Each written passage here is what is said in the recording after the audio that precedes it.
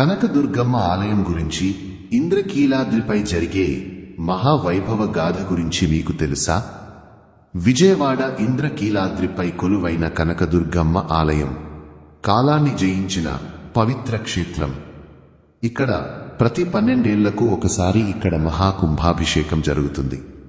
పురాణ గాథ ప్రకారం ఈ ఆలయాన్ని అర్జునుడు నిర్మించాడని, ఇంద్రకీలుడి ఋషి కోరిక మేరకు అమ్మవారు ఇక్కడ మహిషాసుర మర్దినిగా కొలువై శక్తి స్వరూపిణిగా పూజలందుకుంటున్నారని స్థల పురాణం వివరిస్తుంది.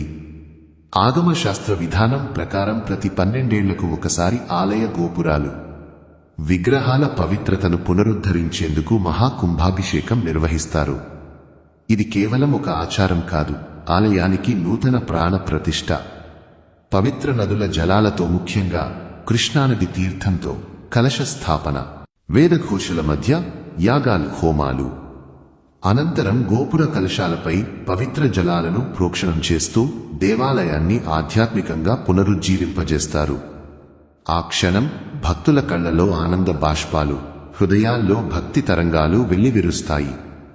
కనకదుర్గమ్మను దర్శించుకుంటే కష్టాలు తొలగిపోతాయని, భక్తుల కోరికలు నెరవేరుతాయని విశ్వాసం. ఇది భక్తి, శక్తి, పరమాత్మ అనుగ్రహం కలిసిన దివ్యక్షేత్రం. అందుకే అంటారు, అమ్మా దయ ఉంటే అన్నీ ఉన్నట్లే అని. ఇంతటి పవిత్రమైన కుంభాభిషేకం 2026 మార్చి 6 నుండి మార్చి 8వ తేదీ వరకు జరగనున్నాయి. మీలో ఎంతమంది ఈ కుంభాభిషేకంను దర్శించుకోవాలని అనుకుంటున్నారో కామెంట్ చేయండి. జై భవానీ.